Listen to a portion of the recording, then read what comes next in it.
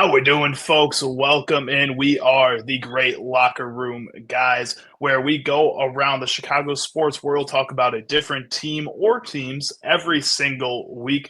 Last week, if you watched that video, we went in and broke down what we're seeing from the Chicago Cubs and the Chicago White Sox, especially after their rivalry weekend. That was a lot of fun to do. I love talking baseball. I don't get to do it too often, at least for fun teams. And the Chicago Cubs are a lot of fun right now. The White Sox aren't as fun, but they're not as bad as they were. Today, we wanted to head back to a team that we've talked about a few times on the channel here, the Chicago Bears. Today was the opening day of OTAs for most NFL teams across the country, and that was no exception for the Chicago Bears. There was a lot of great stories coming out of that, including a left tackle competition, some great play from the wide receivers and the defensive backs. Jaquan Brisker had a great day at OTAs today. But there was one story that has kind of dominated the Chicago sports wave over the past 2 weeks, and that was the book by Seth Wickersham, ESPN author and NFL analyst. He's been writing about NFL quarterbacks and kind of this process of going from college to the NFL. And one segment of his book focused on Caleb Williams, Chicago Bears starting quarterback, and the journey he took from USC or Oklahoma to USC to the Chicago Bears. And in that journey, in some of the passages that Seth Wickersham released, there was quotes from both Caleb Williams and his father, Carl Williams, talking about how they really didn't have any interest in coming to Chicago, and that teams like the Minnesota Vikings were higher on Caleb Williams' list, and that it took him a while before he warmed up to the idea of being the savior of the Chicago Bears. I just want to start with, what were your initial reactions to those articles coming out and those excerpts from that book? What was your initial thought to that? Let's start with you, Burnsy, my man. All right, bro. I was gonna say, first thought I hear that, I'm like, shit, like, come on.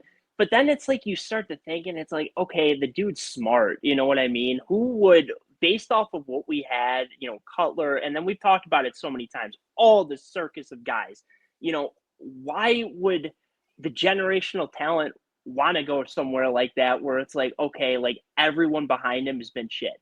And I think, like, once he kind of got that idea where it was like, okay, they're building around me, they're building for me, he accepted it. Like, this is a year past.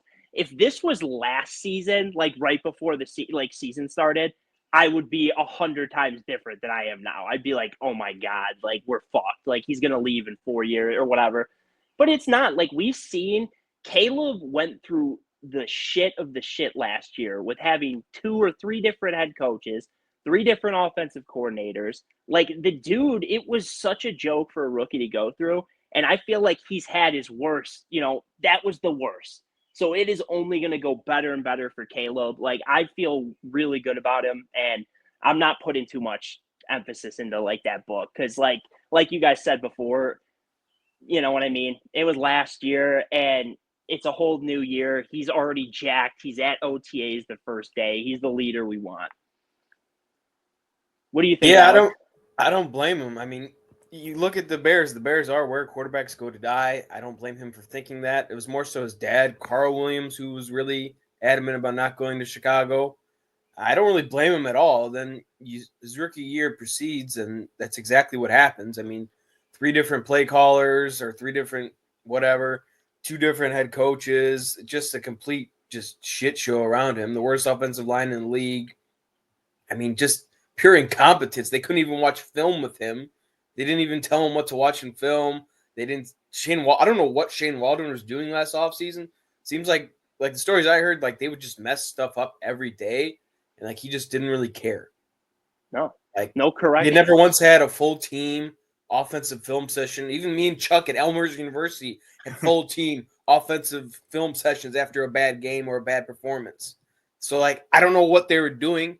His dad was basically proved right, and thankfully now we at least look to be better with the revamped O-line, Ben Johnson, more weapons. I mean, at least now it looks like they're building around him now. I mean, I was not surprised at all last year when how the offensive line came out week 1 looking like that. I was like, yeah, I knew that was going to happen. And, with Waldron, I always just go back to that Jackson Smith and Jigba interview when they announced that the Bears hired him, and he was like, "Oh, have fun." He's such a good guy. Yep. That I always just go back to that. I was like, "This is the guy we picked to develop Caleb Williams as a rookie. This guy." Well, I'm glad you brought up the play calling, like, and like how the fact that he had to watch it by himself. Because did you guys see? So when that kind of came out like a week or two ago, there were so many mixed thoughts on that. Like mostly everyone had our reaction where it's like, "Are you kidding me?" Like the dude, like there was no mentor to. But then I seen a few people, some guys on ESPN. I think Colin Cowherd had talked about it, which doesn't mean shit because he's an idiot. But still, like these guys were mentioning it that if you're the number one pick, like you should know how to watch film. You should know what you're looking for already. What do you guys think about that? Because personally, there's something like I'm like like a little bit like, but you're a rookie in the hardest sport in the entire world, like to be a professional in. You can't just expect, no matter how good the generational talent is, you can't just expect him to do it by himself. Yeah, no. When I heard that, I think I had, like you said, the initial reaction of that's insane. Why is the coaching staff not with him? But the person I heard talk about it was Chase Daniel on Fox Sports One, the Bears' former backup quarterback, and he basically said from the moment he was in the NFL, he never relied on his coaches to be the ones that taught him how to watch film. He really truly relied on Drew Brees, who was the quarterback in San Diego at the time when Chase Daniel was drafted. And he said he really relied on Drew Brees to help him learn how to watch film at an NFL level. But it also wasn't about how you're supposed to look at the film. It was more about how much film you're supposed to watch, the schedule at which you're supposed to be watching film. So to some degree, yes, I think it's a little weird that there wasn't a structure set for the way Caleb Williams was supposed to be watching film. At the same time, this dude should fucking know how to watch film at this point. I don't think it's really about whether or not he needs somebody there watching with him. I think it would be nice for the Bears to set up a certain schedule for him to watch that film, sometimes on his own, sometimes with the coaching staff. But for the most part, it should be on Caleb Williams to figure out how to understand what he's watching. And he should know how to understand that at this point, especially as the number one overall pick. And not only a number one overall pick, a number one overall pick that has been in two amazing offensive systems in his time in college, and both times has been coddled by the coaching staff in order to learn those offensive systems. So he should know at this point how to do that. No, see, I'm with you. I think it would be different if so what the Bears did with signing Case Keenum was absolutely beautiful. I don't care what anyone says. That's what we needed last year. We needed a veteran. Definitely. Like Tyson, like that was like, because Charlie, I'm 100% with what you said. You're right. Like he should, like there are some things you shouldn't have to be taught. Like when you're that good and you're used to that high level offense. But at the same time, Chase Daniel had Drew Brees, one of the best quarterbacks ever, to kind of show, like, yeah, this is what you do. But Caleb not at that point. Well, Drew Brees wasn't. He was being given up on at that point by the San Diego Chargers. I mean, that's a good point. But I'm just like putting like yeah, it's true. I guess you're right. That was towards the beginning, but still, like I'm looking at the Bears room, and it's like we had Tyson Bagent as the, you know what I mean? Like that was the other guy, and it's like that can't happen. Like that, you have to have someone that has somewhat experience leading an offense to be in there to be like, and that's my only like thing for Caleb. Like last year, that's why I kind of give him the benefit of the doubt, because I am on that level. He should know how to watch film. But at the same time, you do need a little like, okay, this is what you do, or this, he had no help, like no help at all. Like the dude walked in, and from day one, everybody looked at him and they're like, all right, save our franchise, go. Like they no plan, like, and that's not a recipe for success. So now that they have Keenum, like I love the Keenum signing. Like if they can keep him, have him as the backup, and just roll with that, it's going to be a lot better. You're going to learn a lot from guys like Case Keenum. So I love that, and I think this year going with film, like it's going to be night and day. Like, you know what I mean? Yeah, I think my whole thing was, I think there was times where like he wanted like help just to like with the offense, and no one helped him. And then like at the same time, yeah, he should be able to watch film, but I know damn well Cliff Kingsbury was watching film with Jaden Daniels. I know damn well Alex Van Pelt was watching film with Drake May. I know damn well Sean Payton was watching film with Bo Nix. Well, Like, and why? Matt Eberflus was watching film with Justin Fields. So why is he not watching it with Caleb Williams? I honestly think that Eberflus and Waldron basically said, okay, we have Caleb. We're good. He's got it. I honestly think they just said, they handed him the team as a rookie and said, okay, you're Caleb. Figure it out. I honestly think that, like, that's what they thought was a good idea. And then at the same time, our offense was so damn dumb. There was probably some times where Caleb was like, is this actually the offense? There's no way this is the offense. And then, like, Right. wanted to have, like, a back and forth, not like an argument, but like a back and forth. Waldron was like, oh, yeah, it's the offense. Yeah. I honestly think that's what happened. Like, with some of the stuff that they would do, and just like the non-common sense, like alignments, and just like a little thing, like running a screen on the short side of the field or the long side of the field. Why would you run it to the long side of the field? The offensive lineman cannot cover 2/3 of the field. You saw when Anthony Brown or Thomas Brown became the offensive coordinator. We stopped doing that. Now we ran all of our screens to the short side of the field so that our offensive lineman could actually get there. Right. It was a 1-week adjustment that they didn't make for the first 10 weeks of the season. Yeah, you're 100% right. I think this could be a little bold, but I honestly can see Poles. We talk, Poles does a lot of great things. He does some shit things too. But for the most part, he has been a great, he's done great trade. That Caleb trade's going to go down as the best trade we've ever done, ever. So my thing is he has, he's not an idiot. He knew that last year with Fields that Eberflus was a fucking moron. He knew that. And but he never liked Fields at the same point. That's why he hired Eberflus. Right. But my thing is I could see, how, because like you said, Charlie, Eberflus watched film with Fields. Why didn't he watch it with Caleb? There's something that just screams to me that Eberflus knew he was going to be fired this season. He knew it because I think like you said, Alex, Waldron was a ghost. He literally did not do anything. So I think that was a shock for Eberflus. But at the same time, they were talking about Ben Johnson or a possible replacement since week 2. Literally. I think that's part of the reason they changed their mind about the Chicago Bears, the Williams family, because they were told that Ben Johnson was going to be the head coach in year 2. That's what I'm saying, yes. Not only Matt Eberflus, I think Shane Waldron was told he was going to be done after 1 year, essentially. And that's why he goes into that situation not giving a fuck. They basically told him that you get a contract for 1 year of semi-good football, and we'll pay you. And it's halfway through the season. Situation. Right. They know they're hiring Ben Johnson. Poles wanted to fire Eberflus after the 2023 season, but Virginia put her foot down and said no. That's what I think it was. We all knew after that season that with all the blown leads, the chokes of the 2023 season, starting out that bad, Alan Williams may not being, with the FBI, all that shit. I forgot about that. Oh my God. There's no way Matt Eberflus going to Lambeau Field week 18 and looking like shit should have kept his job. Mm-hmm. So I honestly think they're like, okay, the lady's going to die in a year. We'll let her have this one last one. Maybe he is the guy. And then that's what they all thought. But deep down, I've always kind of felt that Ben Johnson knew he was going to be in Chicago one way or another. He didn't take any jobs last year. But if the Bears offered him the job, he would have taken it. I deep down always think that's where he wanted to be. That's where he knew he was going to be. It was just when it was going to be in 2024 or 2025.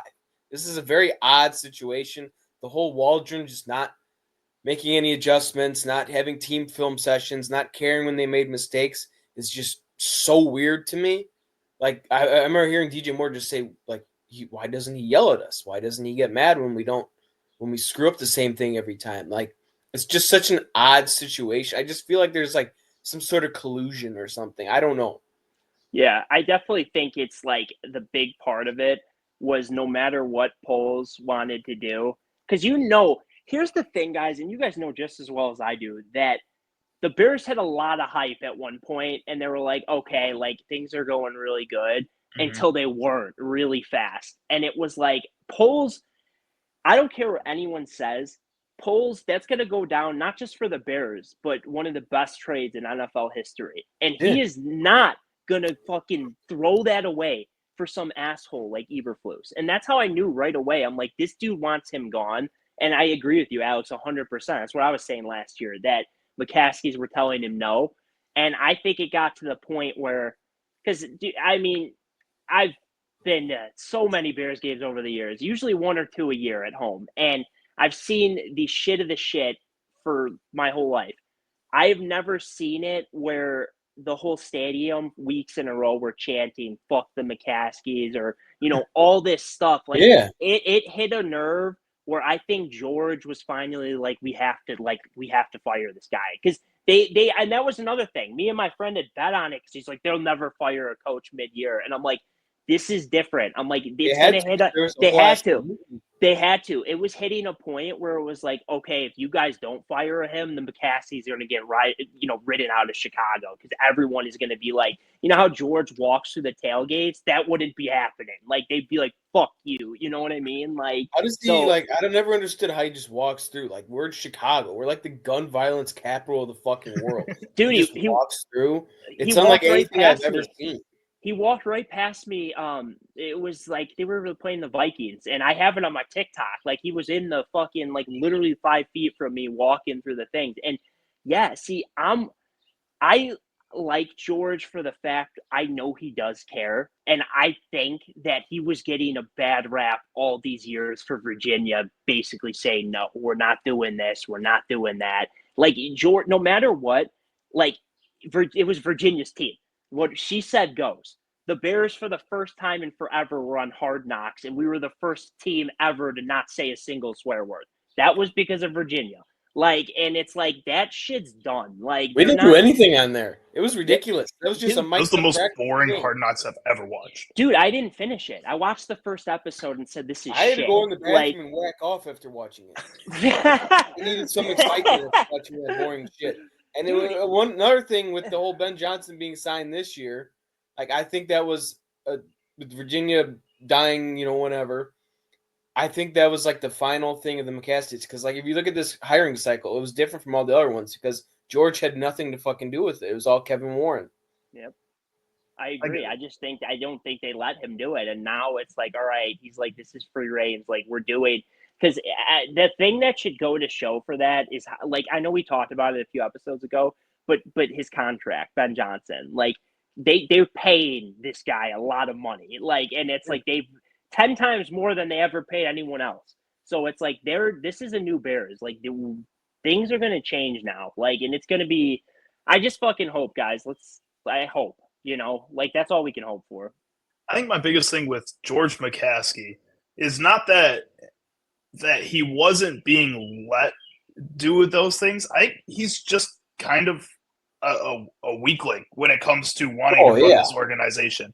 And I don't think it's that Virginia was telling him no per se, but I don't really think he wants all that power. I think he likes just being the quiet dude that walks through the tailgates and is the face of the franchise. But I don't think he really wants to make those decisions. That contract that they gave Ben Johnson 100% screamed to me that was a Ryan Poles and a Kevin Warren decision, not a George McCaskey decision. That was those two who have made similar aggressive moves in the past, especially with their players, that they've made these big jumps in order to get a player or somebody that they feel like can take a jump with their organization as well. And you look at a Tremaine Edmonds, I think you look at a TJ Edwards and those types of contracts, and even a DJ Moore to some degree. I know he had a great season before they gave him that extension, but at the same time, all three of those dudes showed flashes at the organizations that they were with, and the Bears felt like they had the opportunity to elevate those guys. I think they felt the same way about Ben Johnson, and if that is the way they felt about that, then that 100% says to me that's a Ryan Poles decision and a Kevin Warren decision.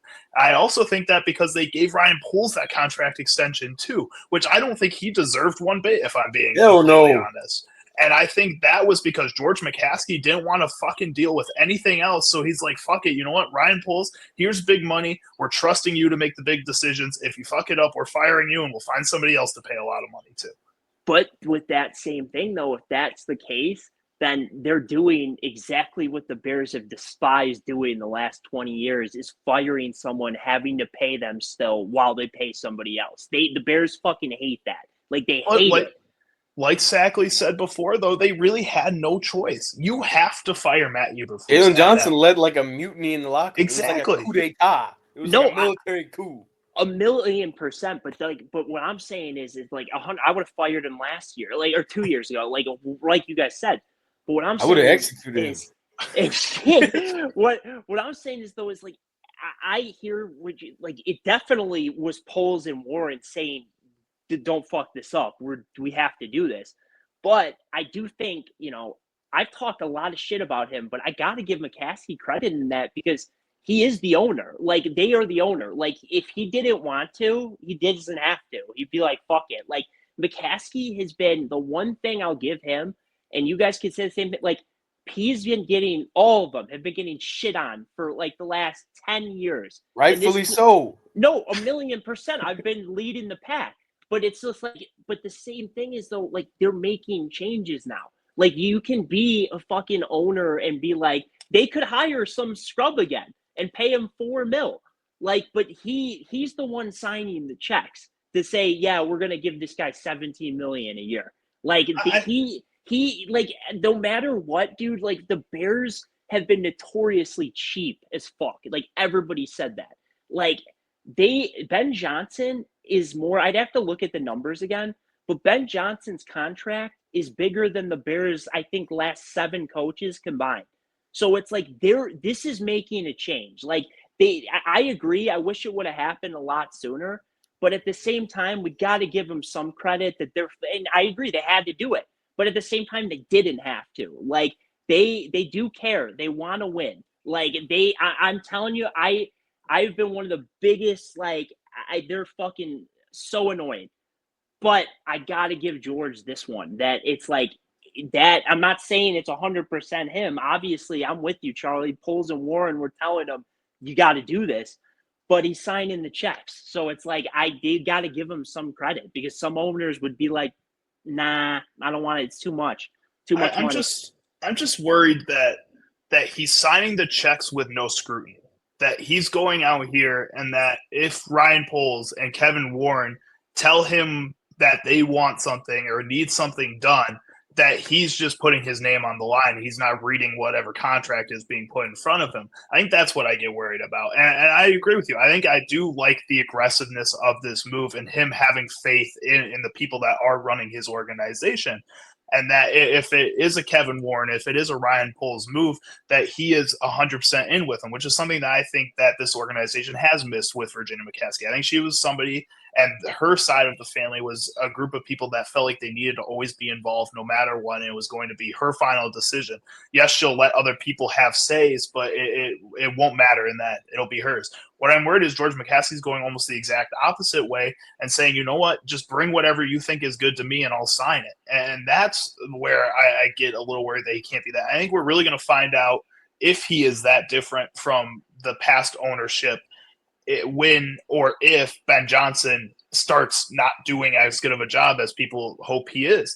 I think if he is aggressive and George McCaskey is as involved in this as you think he is, then he's going to fire Ben Johnson after 2 years if it doesn't work out in 2 years. But if it's the same kind of ownership group and Ben Johnson isn't a good coach in 2 years and he's still the head coach for one more year after those 2 years, then I think we're looking at a very similar situation to when we had Virginia McCaskey in place as well.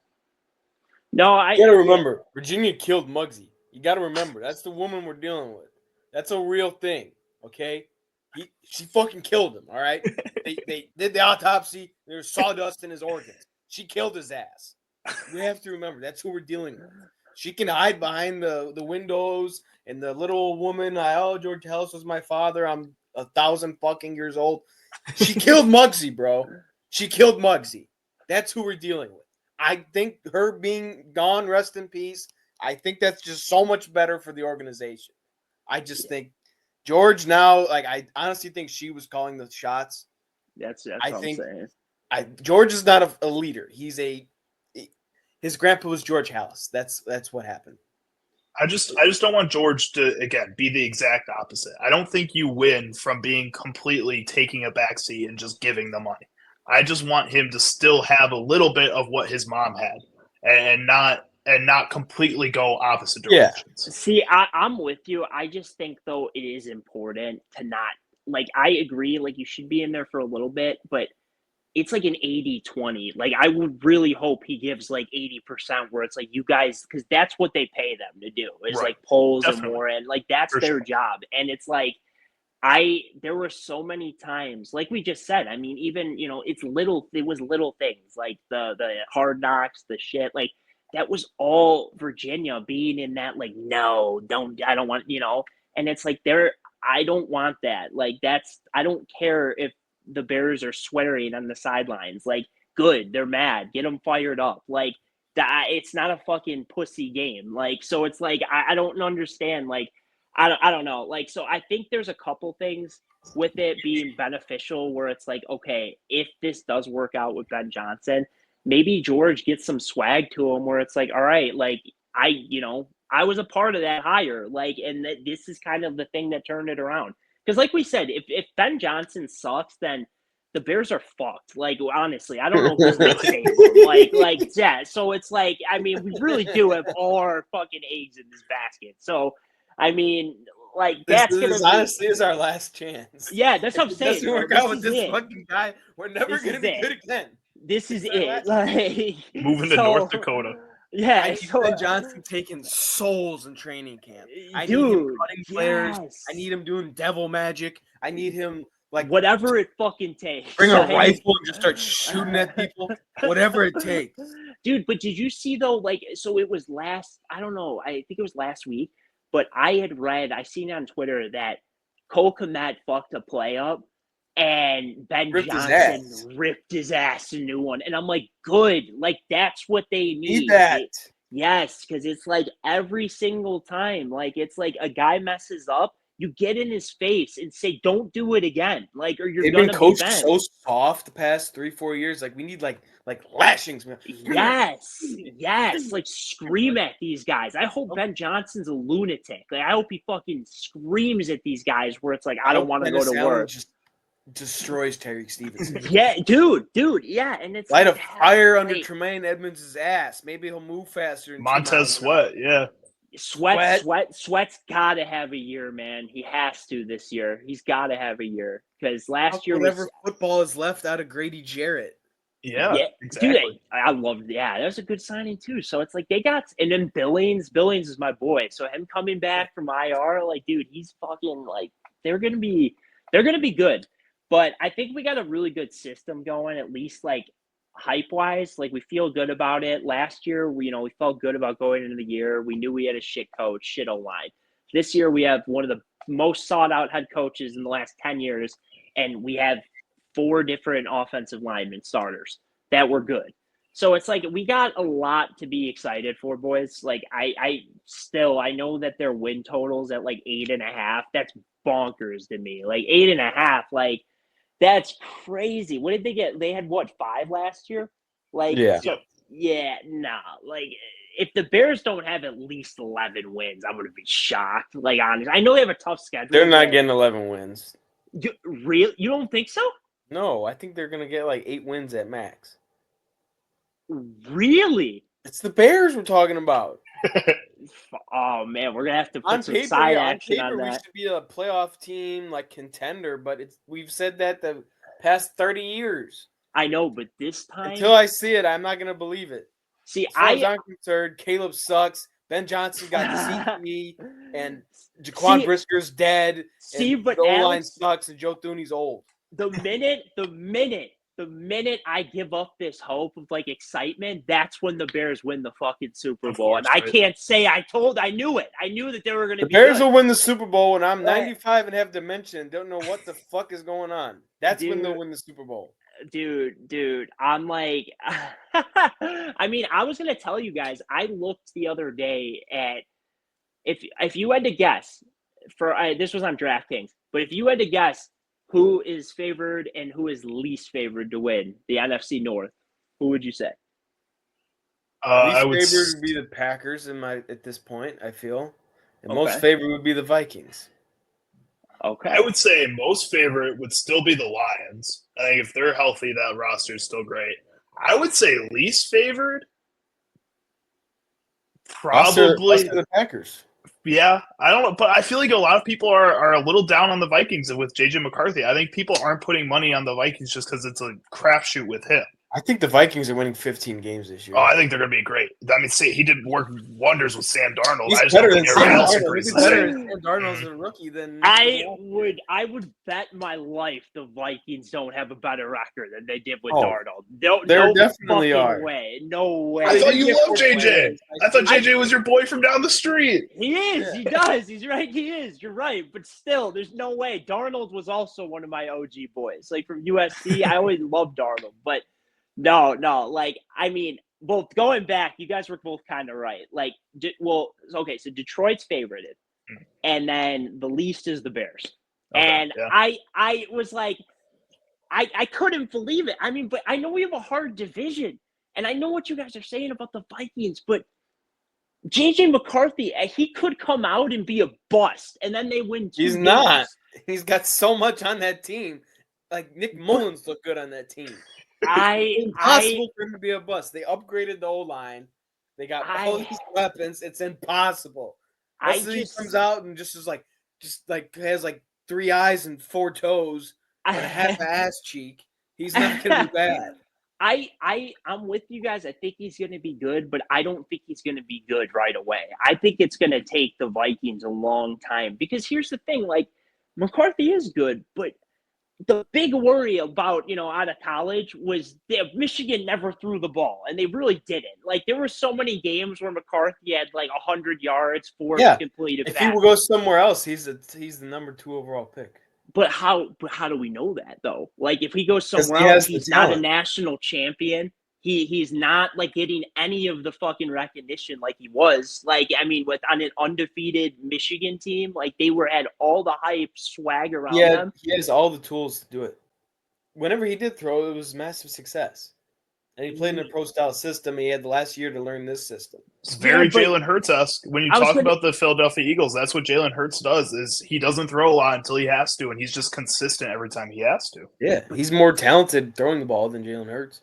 But Jalen Hurts is a Super Bowl. Okay, no way. Dude, Jalen Hurts is a Super Bowl MVP. Like, this dude he's more talented throwing the ball than Jalen Hurts. He hasn't played a snap.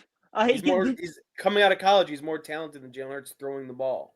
Dude, mentally. No chance. And this dude's coming off of it like an ACL injury. Like, there's no chance. Not running. I'm saying as like a mental processor of the game and throwing it, he's a better thrower of the ball than Jalen Hurts. You guys are I didn't realize how high you I think guys Jalen were Hurts on is a great player, but I don't think he's that special passing wise.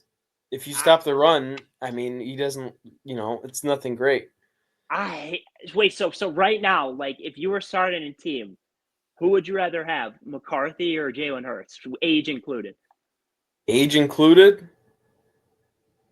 I mean, Jalen Hurts isn't that old, so I don't know. That's what I'm saying. No, but that's my point. I think he'll be a better quarterback than Jalen Hurts. It wasn't that long ago when Jalen Hurts see that picks left and right. I don't know if I agree with it, but I can see that. With Jalen Hurts that makes him a unicorn is the tush push because he has 18 rushing touchdowns a year.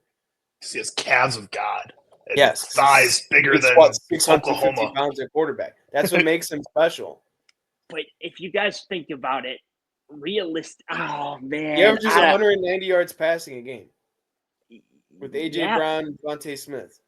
They won the Super Bowl. Dallas Goedert and the best offensive line. Yeah, but guys, if one of the best defenses in the league too. He had statistically like the number 1 defense. Like he plays on an all-star team. Like if you put him on the Bears, how would he look? He'd look like Fields. But you take him off the Eagles, they don't win the Super Bowl. So it's like I don't know if I agree with that though. Any competent like. They won a Super Bowl with Nick Foles with essentially a worse offense and the same defense, if I'm being honest. Nick Foles, we saw Nick Foles, what happens when you put his ass on the Bears. Yeah. But that was a completely different team. Like, they didn't even have this team's better than that team. This team's better than the 2016 Eagles. The team that just won the Super Bowl is better than the 2016 Eagles. Oh, 100 times better. But my point is like, you're only as good as your quarterback. Like, your quarterback's the one leading it. Like, if you put Dak Prescott on the Eagles, they still win the Super Bowl this last year. If you put no chance. Prime Kirk Cousins on the Eagles, oh my win the God. Super Bowl. Dak Prescott. Okay. Dak Dude, Prescott, I like Dak. I'm a Dak fan, and there's when no he is fucking healthy, way. he is a perennial top 8, top 10 MVP candidate. Dude, like Dak every has year. not gotten You past the first round, like ever. Like I like He since plays his for the rookie Cowboys. year. Look at the team that they're putting around him every year.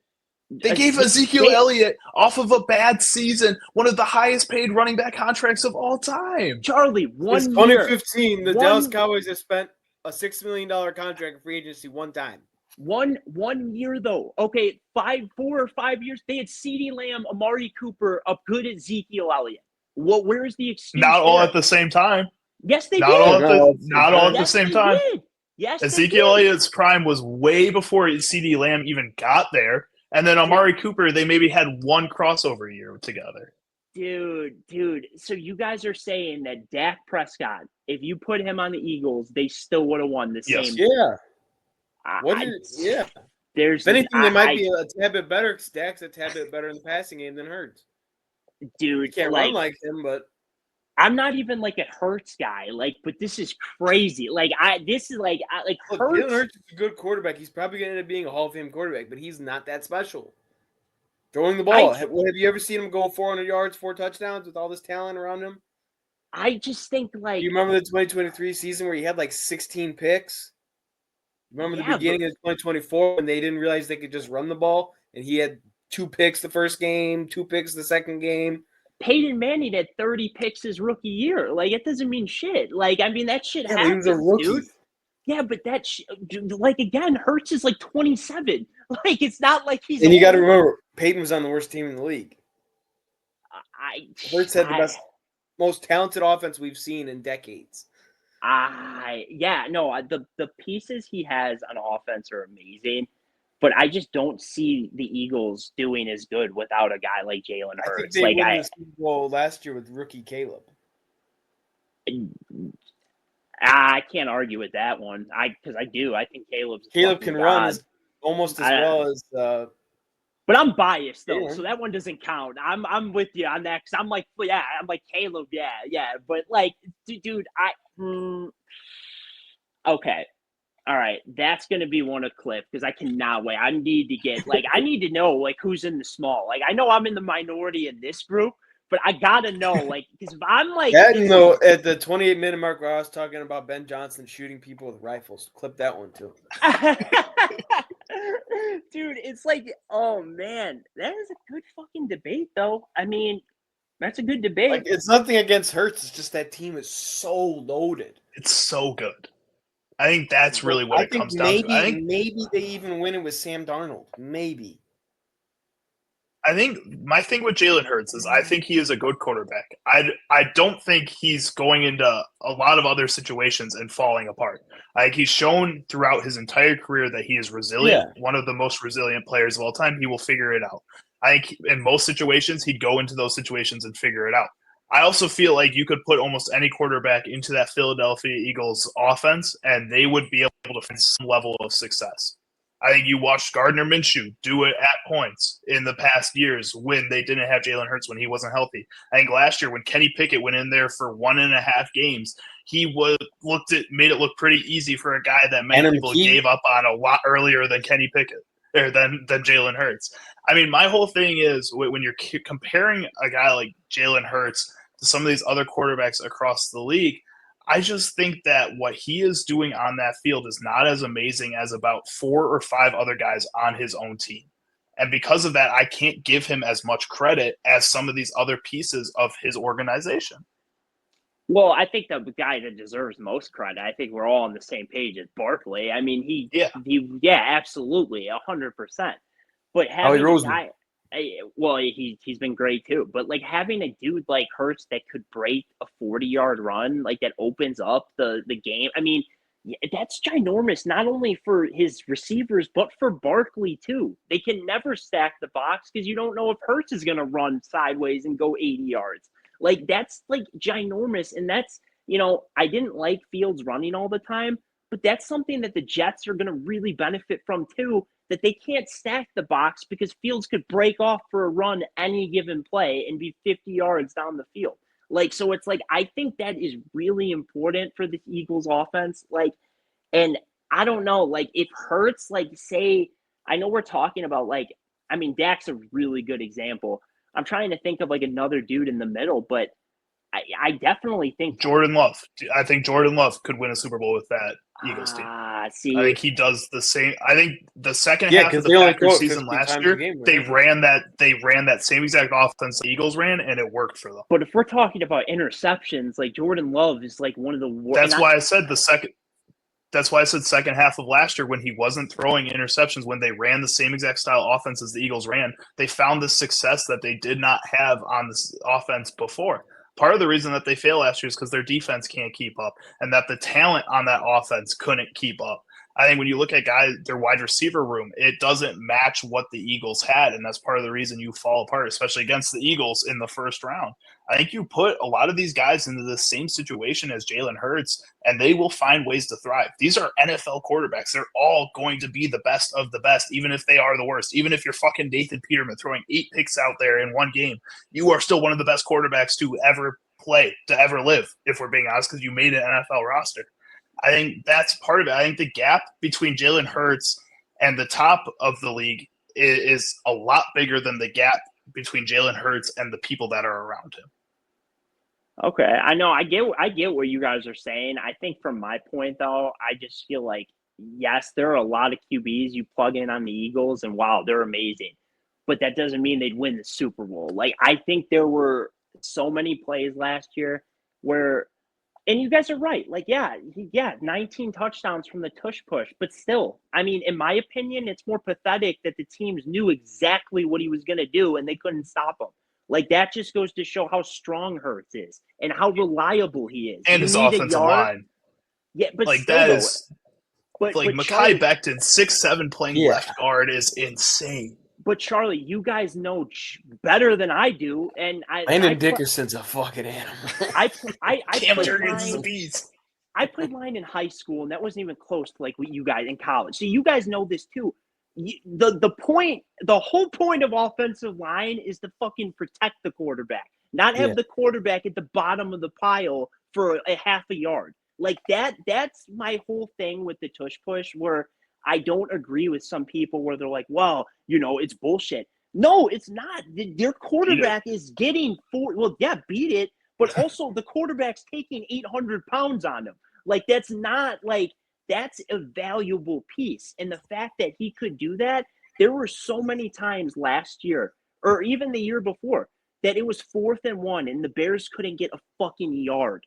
It's like the Eagles never had that problem. It's a guarantee first down.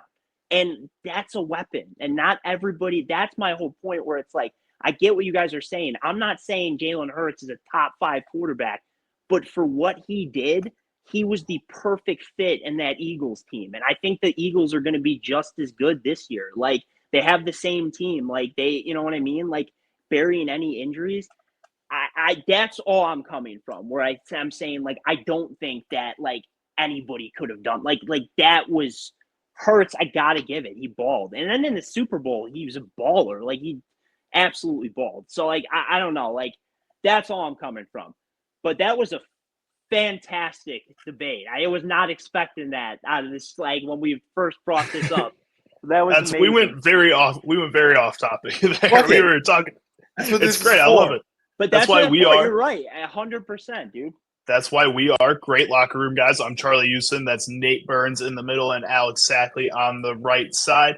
If you guys are liking what you're hearing so far, please subscribe. Please like this video, share with your friends, comment down below what you think. Do you think Jalen Hurts is one of the top quarterbacks in this league and the Eagles could succeed at the same level with or without him? Let us know what you think about this. We want to hear all your opinions. We want to talk with you guys. So again, like, subscribe, share this with all your friends.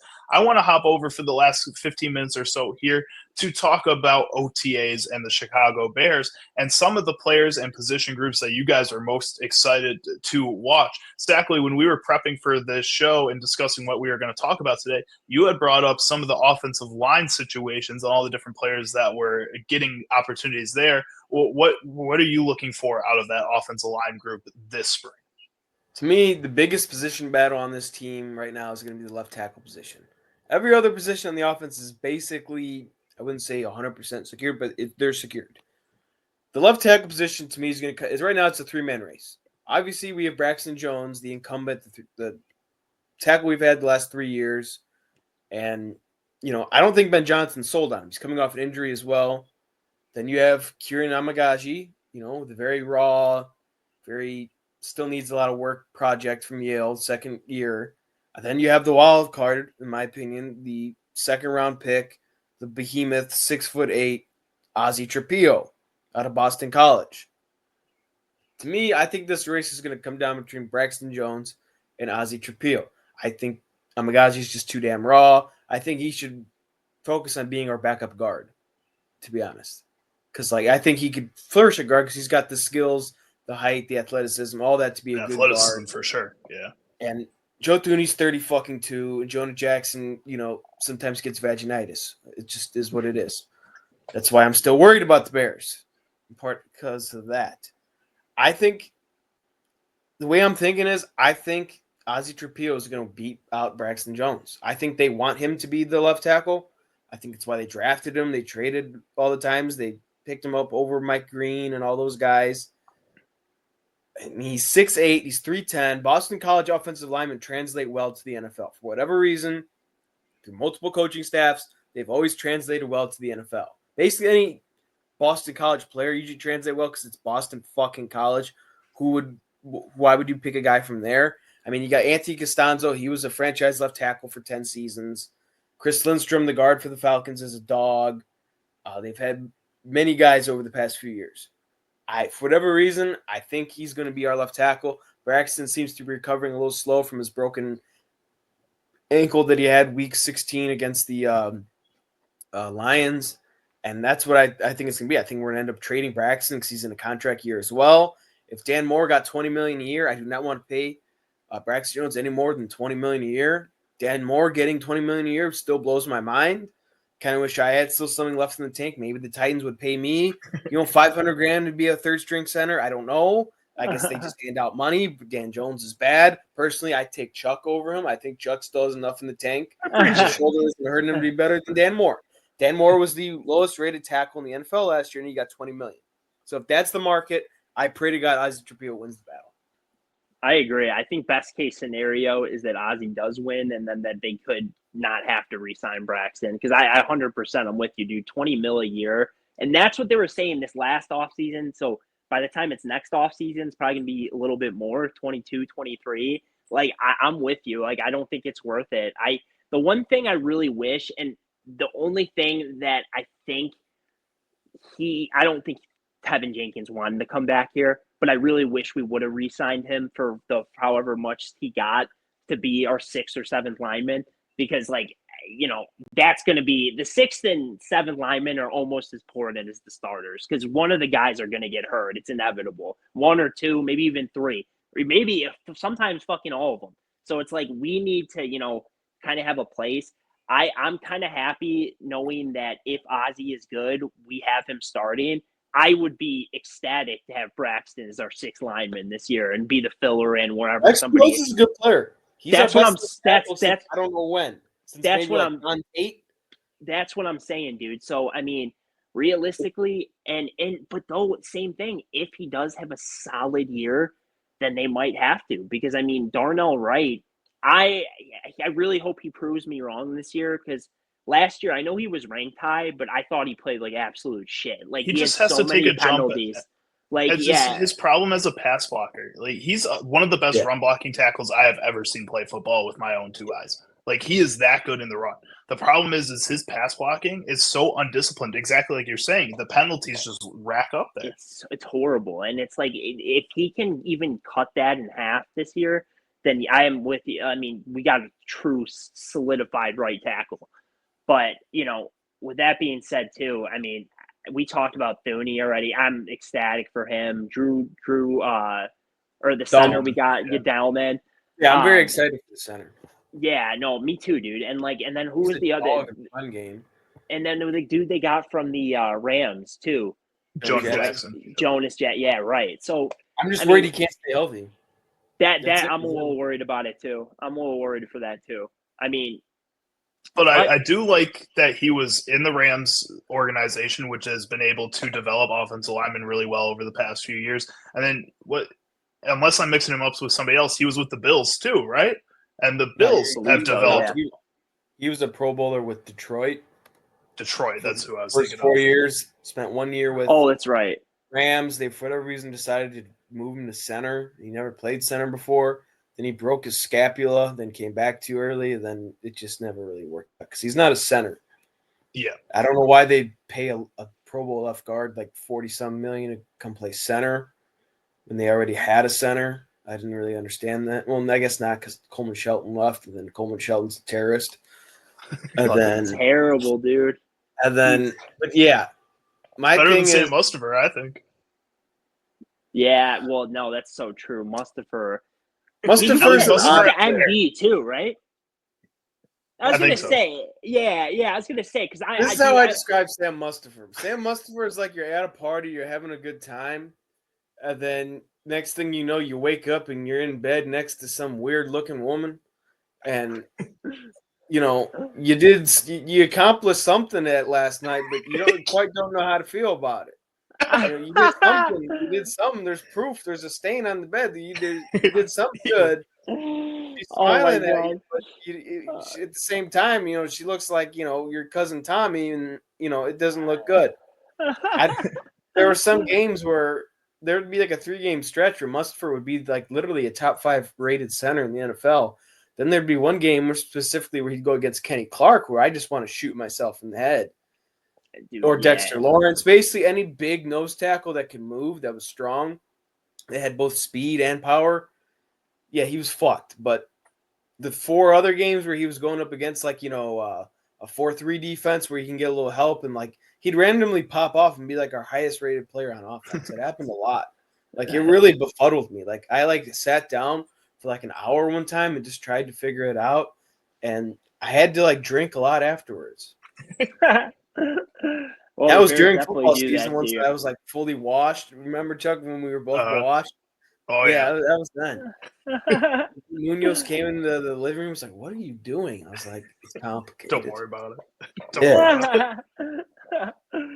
But yeah, I definitely think at least we got 100 times more going for us with the line last year, right, boys? 100%. Like literally. So we got that going. Oh yeah! Oh my god, dude! Nate Davis is the worst one since like Jamarcus Webb or Rashad Coward. Dude, and it's hilarious. I think Nate Davis was worse than them. Just because, at least he was for how much he got paid. Yep. Yeah, and those guys didn't get paid either. They were on rookie deals or minimum deals. He got paid and proceeded to just I don't understand how he survived with Mike Vrabel in Tennessee for 4 years. I don't understand. Not only survived, thrived with Mike Vrabel. He was one of the best guards in the league. That was part of the reason they signed him. What happened? Did he just get that signing bonus and said, "All right, I'm good, Mom. I'm gonna go play inside the house"? Which is Southern gentlemen, if a kid doesn't want to tackle, they can be like, "Oh, you can just go play in the house with your mother." That's the thing too. It's like that was the worst part about Davis is they paid him a lot. Where it was and then by week 3 they're talking about cutting him, and I'm like, huh? What the fuck? That and Claypool, unforgivable. Yeah, Claypool. And I gave up a first-round pick for Claypool. Yeah, that was horrible. See, that's the thing, though. It's it sucks because I'm that was fucking terrible.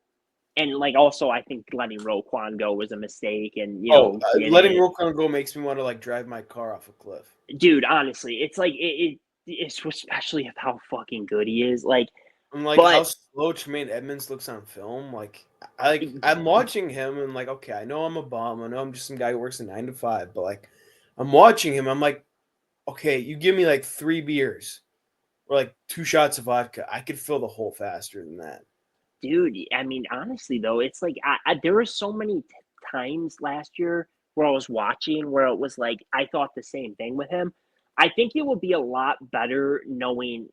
And obviously it all really depends on their record. If the Bears are good, they're going to be playing a lot better.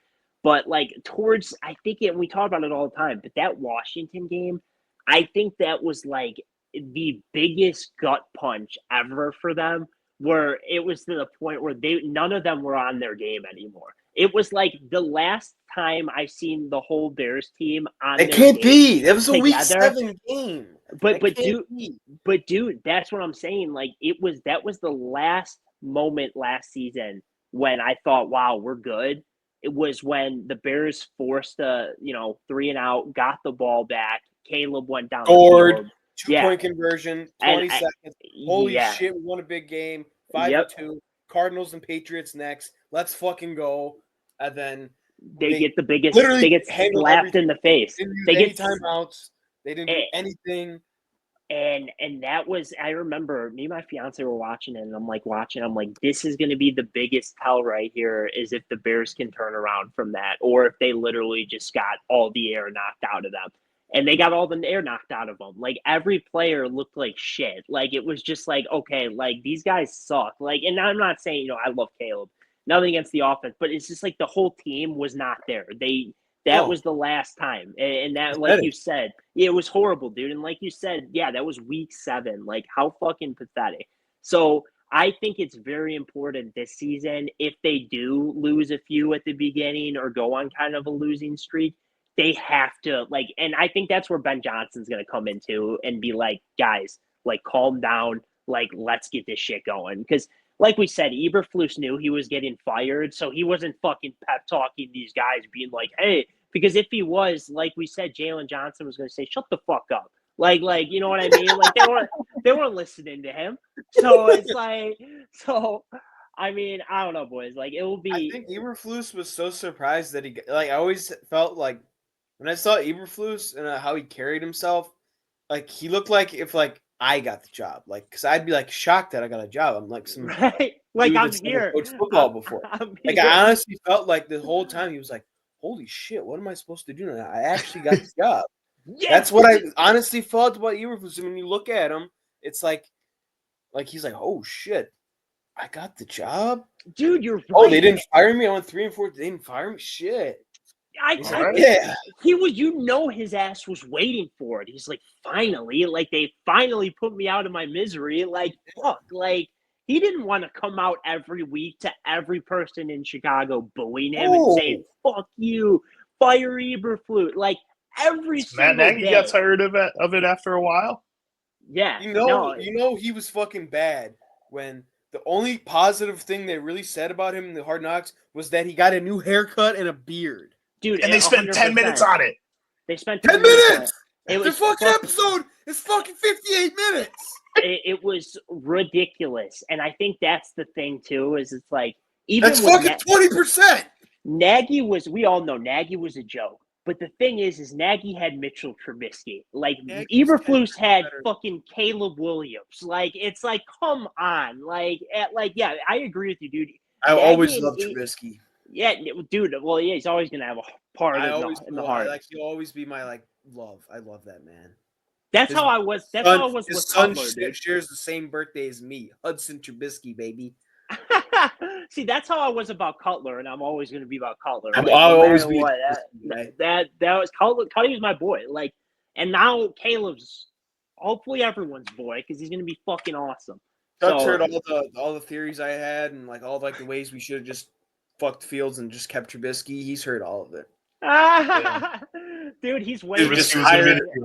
Hire Arthur Smith in 2021. Fire Nagy. Draft Landon Dickerson and Creed Humphrey and just fucking run the ball and play action pass, baby. Run the ball.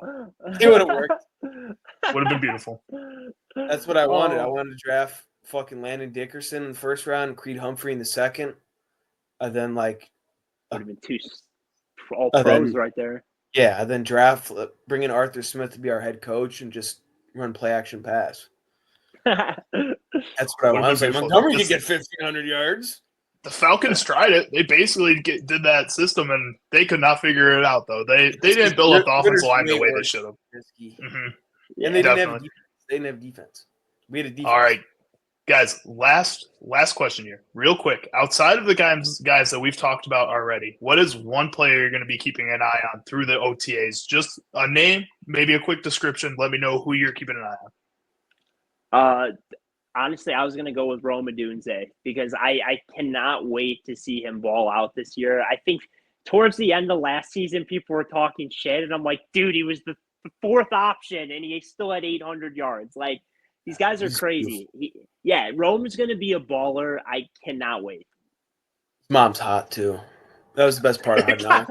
That was the best part of Hard Knocks. This is Dunze. And he got this dorky ass like dad. Like, but yeah, the guy I'm looking at is obviously he's a more well-known guy, a star player, one of the higher paid guys. But I feel he's kind of on not like a slippery slope right now because of his body language last year and how his season went last year. Then we draft Luther Burden, who has a similar skill set. DJ Moore. I want to see how he handles yet another new coach and another new system. And I want to see, how he's doing, what his body language is, how he's performing, and what his role is going to be because Detroit didn't really have a DJ Moore. They had a Monron and then a speed guy in J-Mo. So I kind of want to see how he's going to be used. It's just pretty interesting because I feel if he kind of repeats what he did last year, I think he'll be out of here. I think we'll trade him. The one guy I'm watching is a guy that I think in a Ben Johnson system can really benefit from being a backup, and I think he'll get a lot of run. And this is a guy that we've been begging to see something from over the course of these past 2 seasons, and he's gotten close, but just really hasn't gotten over that threshold. I want to see Roschon Johnson do something in this OTAs. I want him to solidify himself as the second running back in a system that is for sure going to use 2 running backs. And I want to see him prove us right. I think a lot of people have had a lot of faith in him, felt like he could be the star running back for this Bears team. But then they go and sign DeAndre Swift, who I am not a huge fan of. And I'd like to see somebody else take that spot away from DeAndre Swift, or at least demote DeAndre Swift to that second running back. And I think Roschon Johnson can do it. I just need to see him do it consistently. All right, guys, that is going to do it. We are great locker room guys. I'm Charlie Uczen, Big Chuck. Got Nate Burnsy in the middle, and Alex Sakleh, Sackman on the right side. It was another great episode. If you guys liked what you heard on this episode here, be sure to go back in our playlist that I'm going to be putting this video in. Check out all our other past episodes and stay tuned every Thursday at 4 p.m. Central Time for a new episode of Great Locker Room Guys. Thank you so much for watching. Like, subscribe, share with your friends, and go Bears, go Cubs, go Bulls, go everybody that could possibly be playing right now. Go Sky. Let's go Sky. Yeah. All right, guys. Have a great night.